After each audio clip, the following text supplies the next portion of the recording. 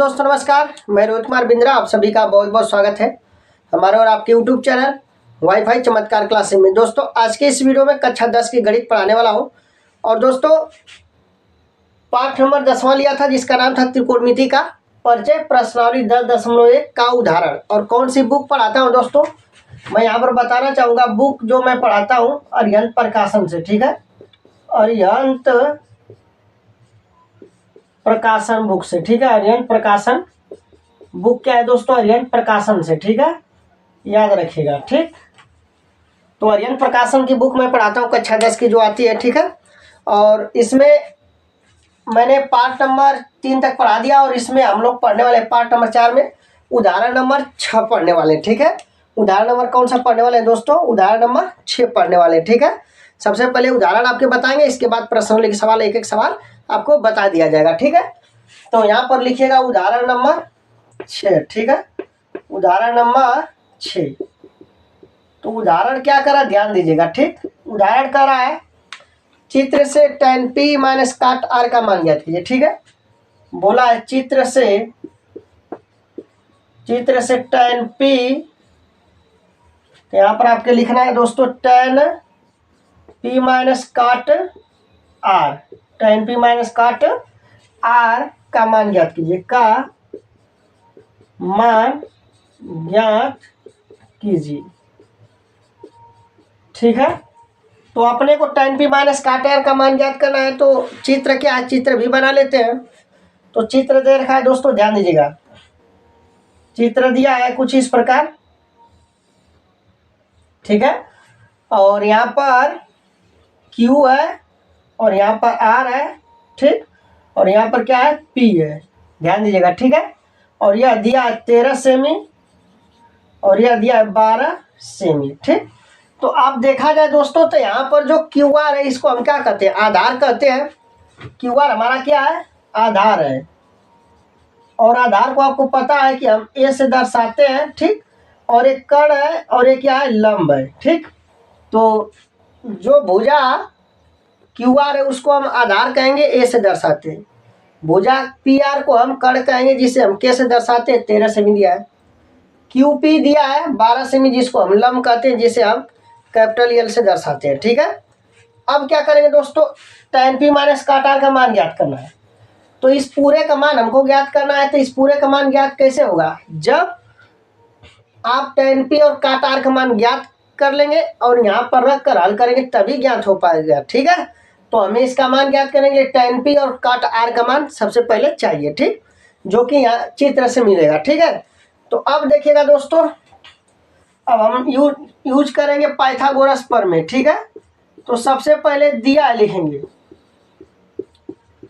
सबसे पहले क्या दिया लिख लीजिए। ठीक है, तो सवाल में दे रखा है समकोण त्रिभुज, लिखेंगे यहाँ से समकोण त्रिभुज, समकोण त्रिभुज PQR में, PQR में मतलब PQR की बात करा है, तो PQR की बात करा है। मैं आपको दे रखा है दोस्तों यहाँ से कोण Q बराबर कितना, 90 अंश। यहाँ पर कोण Q है तो यहाँ 90 अंश बनेगा। ठीक है, इसके बाद कामा और PQ कितना दिया, PQ बराबर 12 सेमी तथा PR कितना दिया है, PR बराबर RP बराबर। ठीक है दोस्तों, RP बराबर दे रखा है 13 सेमी, या तो इसे PR लिखे कोई दिक्कत नहीं आएगी। PR बराबर का दिया है 13 सेमी। ठीक है तो यहाँ पर वैल्यू दिया है, अब हम लिखेंगे पाइथागोरस प्रमेय से। ठीक है, तो चूंकि पाइथागोरस प्रमेय से, ठीक है दोस्तों याद रखिए पाइथागोरस प्रमेय से। तो पाइथागोरस प्रमेय क्या होती है, मैंने आपके बताया था पाइथागोरस प्रमेय सदैव समकोण त्रिभुज में लागू होता है। ठीक है, और पाइथागोरस प्रमेय के अनुसार जो कर्ण का वर्ग होता है, लंब का वर्ग और आधार के वर्ग के योग के क्या होता है, बराबर होता है। ठीक है, तो यहाँ से लिखेंगे चूंकि पाइथागोरस प्रमेय से, तो पाइथागोरस प्रमेय के अनुसार हम लोग लिखने वाले क्या है, ध्यान दीजिएगा। यहाँ से लिखेंगे PQ का स्क्वायर प्लस QR का स्क्वायर अब बराबर क्या होगा, पी आर का स्क्वायर, ठीक है, पी आर का स्क्वायर। तो भाई पी क्यू का मतलब है भुजा, तो पी क्यू का मतलब यहाँ 12 दिया है, तो यहाँ पर आपको क्या रखना है, 12 का वर्ग हो जाएगा प्लस क्यू आर। तो क्यू आर का मतलब ए पूछ रहा है, क्यू आर का स्क्वायर पूछ रहा है, पी आर का स्क्वायर। तो पी आर का वैल्यू दिया है 13, पी आर का वैल्यू कितना दिया है 13, तो यहाँ पर 13 लिखेंगे, 13 का क्या होगा स्क्वायर। 12 का वर्ग करेंगे तो 144 होता है, प्लस क्यू आर का स्क्वायर बराबर 13 का वर्ग 169, ठीक है। अब हम क्या करते हैं कि 144 उधर पक्षांतर करते हैं, तो हमें क्यू आर स्क्वायर का वैल्यू निकलेगा। तो क्यू आर स्क्वायर बराबर 169 अब माइनस 144, तो 169 में से 144 निकालेंगे आप तो कितना बचेगा दोस्तों बताते हैं। जब इसको घटाइएगा आप तो यह बचेगा 25, क्या बचेगा 25।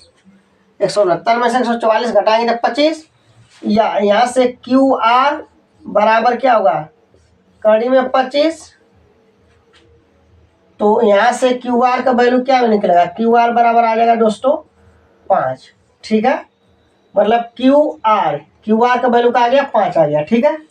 तो अब हमसे पूछा क्या, ध्यान दीजिएगा, हमसे पूछा है tan p काट आर का मान। तो सबसे पहले इस पूरे का मान हमें ज्ञात कब होगा, जब आपको tan p और काट आर का मान पता होगा, तभी तो वैल्यू यहाँ पर आप रखेंगे। तो उसके लिए यहाँ से मैंने क्यू आर का वैल्यू निकाल दिया, तो यहाँ से आपको लिखना पड़ेगा अतः tan p क्या होता है, tan p लंब बटा के आधार होता है। तो लंब, अब देखिए यहाँ p यहाँ पर है, तो इसके लिए ये लंब हो जाएगा, ये क्या हो जाएगा लंब, और ये क्या हो जाएगा आधार हो जाएगा, ठीक है। तो लंब की क्यू आर का वैल्यू कितना है, ध्यान से सुनिएगा, यहाँ पर p दिया ना, तो कोण क्यू है, आर है और p है, तब p के लिए, कोण p के लिए इसके सामने वाली जो भुजा क्यू आर है यह क्या होती है, लंब हो जाती है। किसके लिए, कोण p के लिए, याद रखिएगा, कोण p की बात करेगा तो इसके सामने की भुजा हमेशा लंब होगी, और ए वाली जो भुजा पी क्यू भुजा है वह क्या हो जाएगी, आधार हो जाएगी, आधार होगी, आकर्ण सेम रहेगा जैसे का तैसे, ठीक है। किसके लिए, कोण p के लिए, इतनी बात ध्यान रखना है, ठीक है। तो यहाँ पर आप क्यू आर का वैल्यू कितना निकाले, मतलब लंब कितना निकाले, 5 निकाले हैं, तो यहाँ पर 5 लिख देंगे। ये का मान कितना दिया, आधार मतलब कोण p के लिए आधार मैंने बताया था ये होगा 12, ये 12 हो गया, ठीक है, ये 5/12 आ गया। तथा काट आर, तो काट आर की बात कर रहा, ठीक है। काट आर का मतलब समझिए, ध्यान से सुनिएगा, कोण क्यू और कोण आर के खातिर ये वाला लंब ही रहेगा, ये वाला कड़ ही रहेगा, और ये वाला आधार ही रहेगा। किसके लिए, सिर्फ कोण क्यू और कोण आर के लिए ये आधार है तो आधार ही रहेगा, ये लंब है तो लंब ही रहेगा, और ये कड़ है तो कड़ ही रहेगा, इतनी बात ध्यान रखना, ठीक है। तो काट आर का मान हमें पता है क्या होता है, लाल बटे कक्का के ट्रिक से हमने आपको बताया भी था, समझाया भी था कि काट आर बराबर क्या होगा, आधार बटा के लंब, क्योंकि tan का उल्टा काट होता है, तो tan बराबर लंब बटा आधार होता है, तो काट का क्या हो जाएगा, आधार बटा के लंब होगा, ठीक है। तो ये क्या लिखेंगे आप, आधार बटा के लंब। तो भाई आधार कितना है, आधार आप देख सकते हो, तो आधार तो आप 5 निकाले हो, तो 5 अब बटा में लंब कितना है 12,